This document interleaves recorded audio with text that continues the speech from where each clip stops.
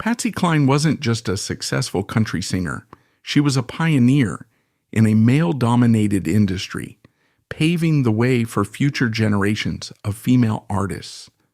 Born in 1932, her life was filled with hardship, abuse, and relentless struggles. She endured poverty, tumultuous relationships, and near-fatal accidents. Yet through it all, she had an unshakable drive to make it in the music industry. However, throughout her career, Cline often had a sense of impending doom, as if she knew that tragedy was waiting for her. When it finally struck, the world of music was never the same again. She was born Virginia Patterson, Hensley in Winchester, Virginia, to Hilda Patterson and Sam Hensley. Her mother, barely more than a child herself, was a teenager when she gave birth, while her father was significantly older. Their marriage was fraught with tension and instability, much of it fueled by Sam's heavy drinking. As Cline grew up, she witnessed firsthand the constant conflict between her parents, experiencing a childhood overshadowed by discord and emotional turmoil. From the beginning, Sam Hensley proved to be a destructive force in Patsy's life. A violent alcoholic, he frequently lashed out at both her and her mother, sometimes leaving them to fend for themselves. As their financial situation worsened, Sam frequently moved the family from place to place, never settling in one home for long. This chaotic, unstable lifestyle became a defining pattern of Cline's early years, making it difficult for her to find any sense of security.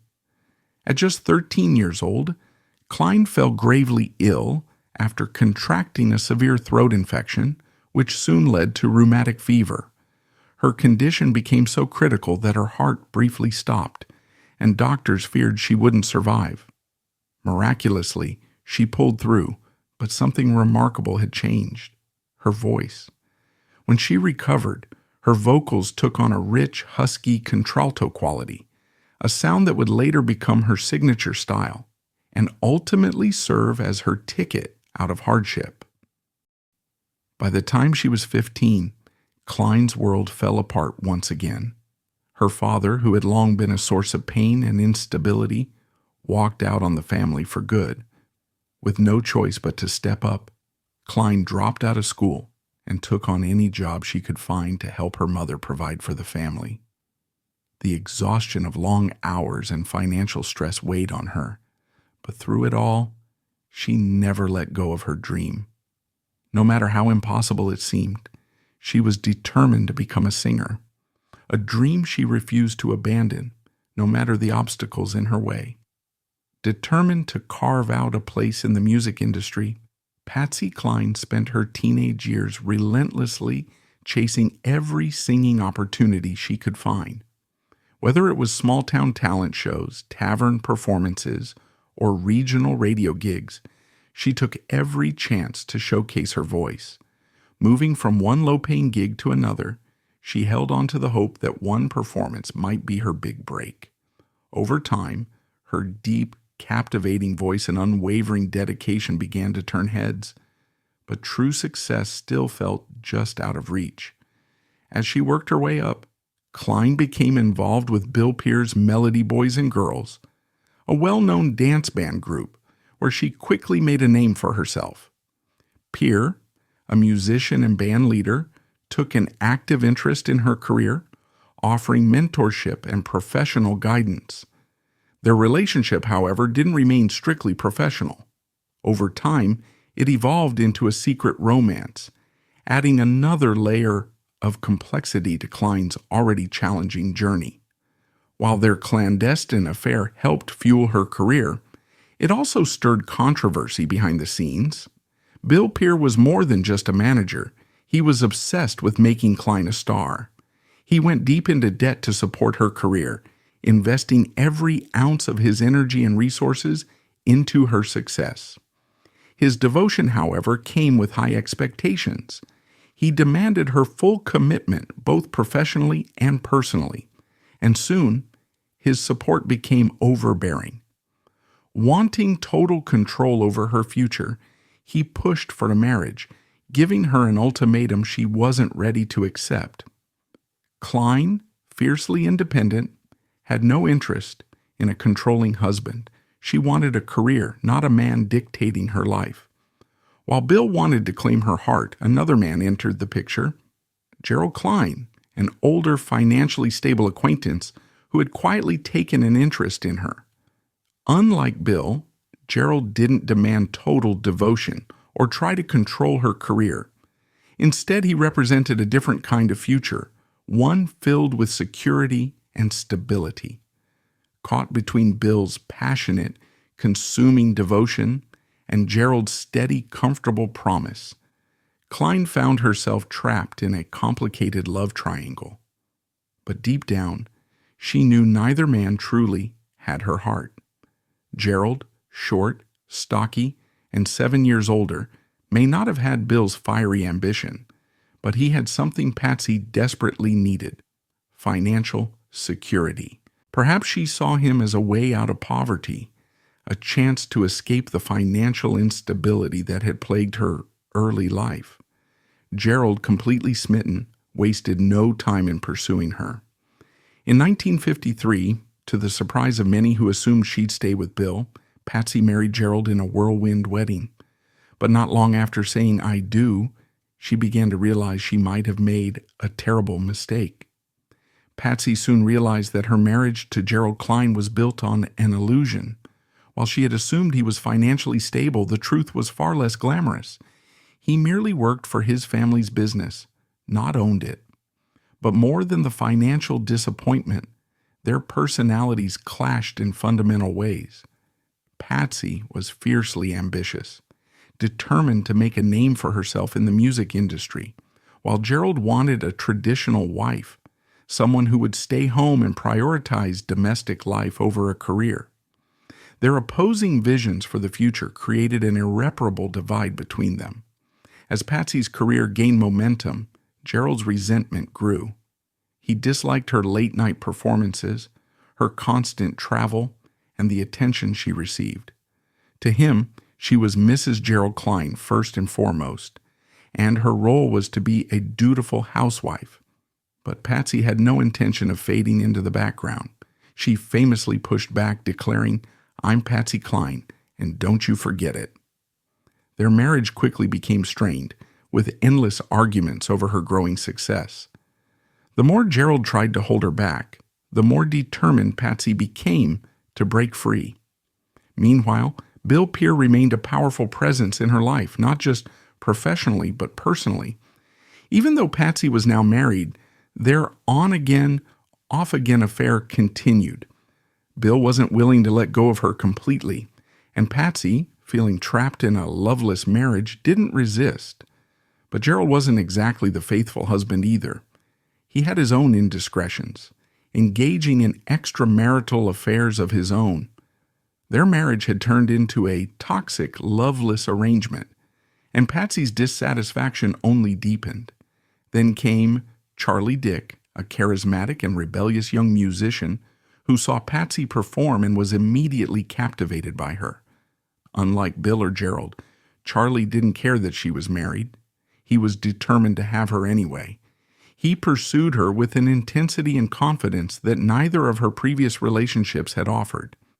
In him, Patsy found something electrifying, a spark she had never truly felt before.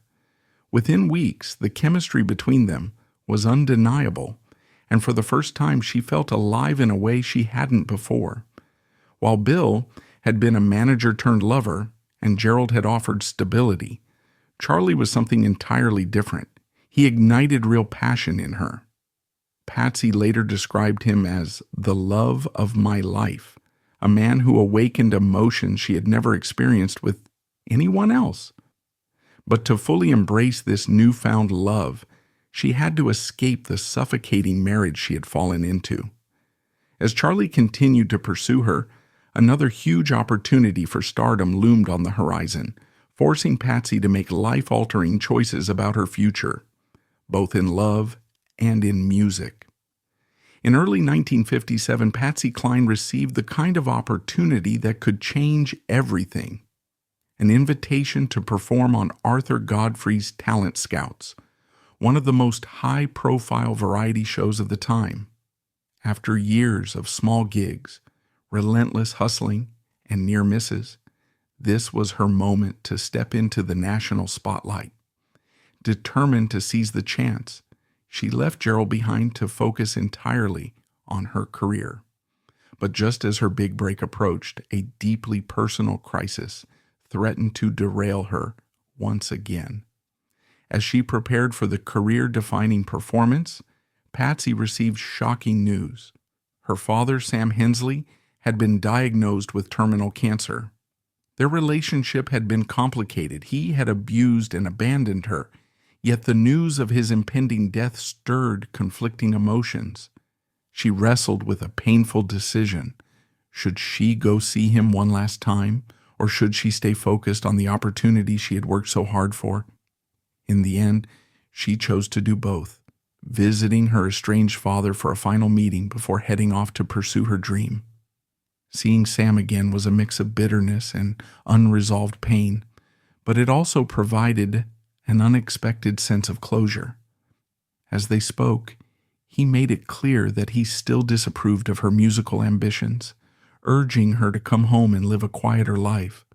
Furious, Patsy stormed out, but before she left, she turned back and said, "You never heard me sing. I'm real good at it." In that moment, Sam promised he would watch her performance if he could, but he never got the chance. He passed away soon after, leaving behind a fractured relationship that would never find full resolution. On January 21st, 1957, with the weight of her past still lingering, Patsy stepped onto the stage of Arthur Godfrey's Talent Scouts and delivered a mesmerizing performance of Walkin After Midnight. Her rich, haunting contralto and commanding stage presence captivated the studio audience, who responded with thunderous applause. That night, Patsy was crowned the show's winner, marking her first true breakthrough in the music industry. Almost overnight, she transformed from a struggling unknown into a rising star, gaining recognition not only in country music, but in the broader entertainment world. But just as her career finally took flight, her personal life unraveled. Riding the high of her success, Patsy returned home to find that Gerald had filed for divorce, citing irreconcilable differences. For Patsy, the separation was a relief rather than a heartbreak. She later admitted that she had never truly loved him. Now legally free, she set her sights on both her career and the man she had fallen for, Charlie Dick, the one who had stirred in her a passion she had never known before. While on a break from his army training, he seized the moment and proposed. Ever playful, Patsy jokingly responded, "Where's the ring?" But beneath her teasing, she was ready to commit. They set a wedding date for September 1957, marking the beginning of a new chapter in her life. However, not everyone was thrilled about their engagement. Patsy's mother, Hilda, had serious reservations, particularly about Charlie's drinking habits and volatile temperament. Despite her mother's warnings, Patsy was unshaken in her decision. She brushed off the concerns with a simple but firm declaration, "I'm in love, Mama." In late 1957, she and Charlie tied the knot, and with that, Patsy was officially free from Gerald's suffocating expectations and Bill Pear's obsessive attachment. With a new marriage and a career on the rise, she was ready to chase her long-awaited dreams, if only her husband's personal demons wouldn't become an obstacle. At the time, the country music industry was an unforgiving place for women. The late 1950s music scene was overwhelmingly male-dominated, and female artists like Patsy were often treated as second-class performers. She endured low pay, constant dismissals, and demeaning jokes, with critics calling her a fickle woman who wouldn't last in the business. But Patsy refused to accept unequal treatment. She demanded the same respect, opportunities, and paychecks as male artists, making waves in an industry that wasn't ready for a woman to stand her ground. Her determination, however, made her plenty of enemies. Things began to shift in her favor when she switched managers, putting her career in the hands of Randy Hughes. Unlike her previous handlers, Hughes recognized her raw talent and commanding stage presence. He wasted no time securing her better deals, stronger producers, and larger audiences. By 1960, Patsy had finally broken through.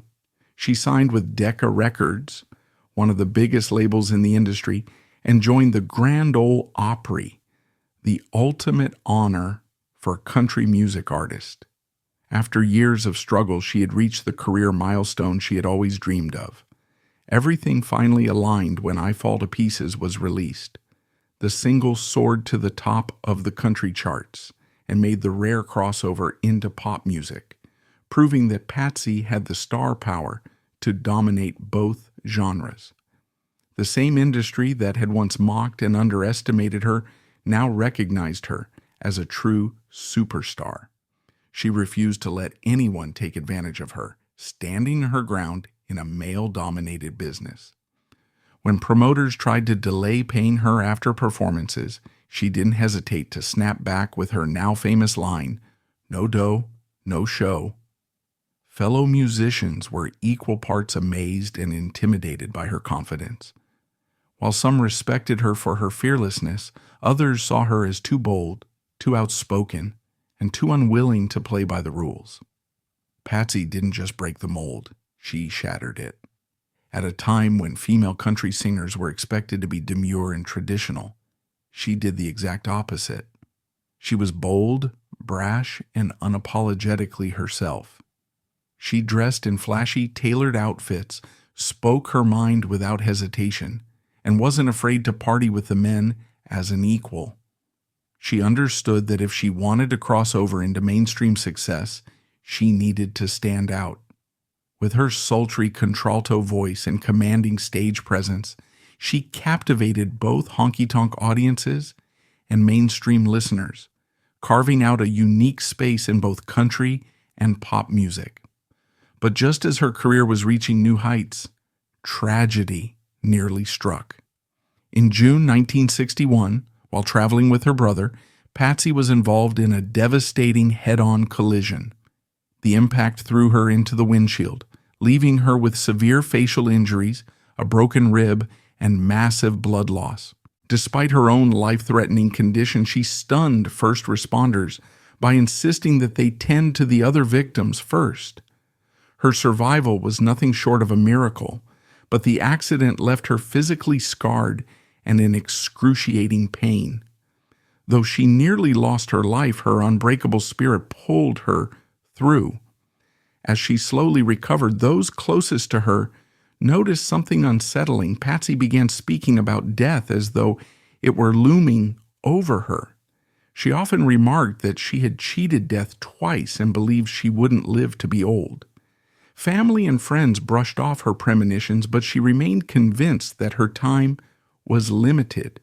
This eerie belief weighed heavily on her, yet instead of slowing down, she pushed forward harder than ever, as if she knew she had little time left to make her mark.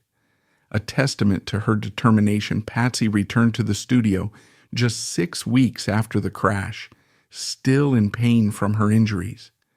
There, she recorded what would become one of her most iconic songs, "Crazy," written by a then unknown Willie Nelson. Despite the lingering physical agony, her vocals soared effortlessly, delivering a performance that would be immortalized in music history. The song became her second major hit, cementing her status as a household name. As Patsy Cline's career soared, her personal life unraveled. The once rebellious and exciting Charlie Dick, whom she had fallen for so passionately, became an unstable and often absent husband. His heavy drinking, gambling, and unpredictable behavior took a toll on their marriage. Worse, his temper could turn violent. Friends recalled seeing bruises on Patsy, though she rarely spoke about them. She found herself torn between her skyrocketing success and a destructive relationship that threatened both her happiness and her safety. Despite her own struggles, Patsy never hesitated to support and uplift other women in the industry. She became a mentor to young female singers, most notably Loretta Lynn, who later credited Patsy with helping her navigate Nashville's ruthless music scene. Patsy offered her guidance, shared stage outfits, and even lent her money for rent when she was struggling. She also stood up for Loretta when backstage politics threatened her career. This generosity and kindness made Patsy's untimely fate even more heartbreaking, as she was not only a rising star but also a beacon of support for others. In March 1963, Patsy accepted a performance in Kansas City for a benefit concert, a decision that would seal her fate. After the show, she planned to return home to Nashville on a small private plane, piloted by her manager, Randy Hughes. Some friends and fellow musicians warned her not to go, citing poor weather conditions and Hughes's limited flying experience. But Patsy, known for her no-nonsense attitude, reportedly shrugged off their concerns, saying, "When it's my time to go, it's my time." Her friend and fellow country star Dottie West desperately tried to change her mind. Dottie offered to drive Patsy back to Nashville by car, warning her that the skies were too dangerous for flying. At first, Patsy agreed, seemingly considering the safer option, but at the last minute she changed her mind, opting instead to stick with Randy and the private plane. The next morning, as they prepared to take off, the fog thickened, making conditions even worse. The local airport manager pleaded with Randy to wait out the weather, but he insisted they'd be home before you know it. As the hours passed with no sign of Patsy Cline's plane arriving in Nashville, concern quickly turned into widespread panic. An emergency alert was issued, and people across the country music community clung to hope that she had safely landed somewhere. The tension in Nashville was unbearable. Fellow artists frantically called each other, searching for any updates or reassurance. But soon, reports emerged from Camden, Tennessee, where local residents claimed to have heard the terrifying sound of a plane crash. What everyone feared most was now becoming a grim reality. On March 6, 1963, search crews scoured the wooded terrain near Camden until they stumbled upon the wreckage of Randy Hughes's plane. The impact had been catastrophic, leaving debris scattered across the landscape. Country singer Roger Miller, one of the first to arrive at the crash site, later described the harrowing moment. "Oh my God, they were gone. There were no survivors. Patsy Cline, Randy Hughes, Cowboy Copas, and Hawkshaw Hawkins had all died on impact, marking one of the darkest days in country music history. At just 30 years old, Patsy Cline's life was tragically cut short, right on the cusp of her greatest success. Only days earlier, she had poured her heart into a charity concert, never knowing it would be her final performance. The news of her death sent shockwaves through the music industry, leaving fans and fellow musicians devastated. Many believed that, had she lived, she would have continued to reshape country music, pushing it even further into the mainstream and bridging the gap between rural and pop audiences for decades to come. Adding to the heartbreak, opportunistic looters arrived at the crash site before authorities could secure it. They ransacked the wreckage, stealing valuable personal items, including the cash Patsy had earned from her last performance. Though officials managed to recover some of the stolen belongings, much of her property was lost forever, leaving behind yet another layer of tragedy in her already devastating final moments. Patsy's funeral in Winchester, Virginia, was chaotic and overwhelming. Thousands of grieving fans, reporters, and onlookers flooded the small funeral home, creating a scene of disorder and hysteria. Flower arrangements were trampled, and close friends struggled to make their way inside as the crowd pressed in, desperate for a final glimpse of the woman they had adored. Despite her massive fame, Patsy was laid to rest in a simple, unassuming grave, a stark contrast to the frenzy that overshadowed her farewell. The enormous turnout was a testament to her incredible impact, but the lack of control and respect during her final send-off only highlighted the tragic nature of her untimely death. Charlie Dick was left devastated by Patsy Cline's sudden death, struggling to cope with the loss of the woman he had loved so intensely. Left to raise their 2 children alone, he found solace in her music, playing her records on repeat, as if keeping her voice alive would somehow bring her back. Even as time passed and he remarried, his grief remained raw and overwhelming. When his new wife attempted to encourage him to move forward, Charlie would angrily push back, shouting, "She's not dead, she's breathing in this music." His heartbreak lingered for decades, a testament to the profound impact Patsy had on his life.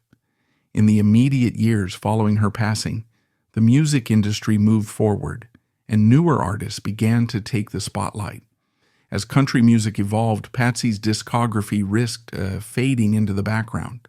The pain of losing her so young made it difficult for some in the industry to revisit and reissue her recordings, and for a time it seemed like her legacy might quietly slip away. But Patsy Cline's influence was too powerful to be forgotten completely.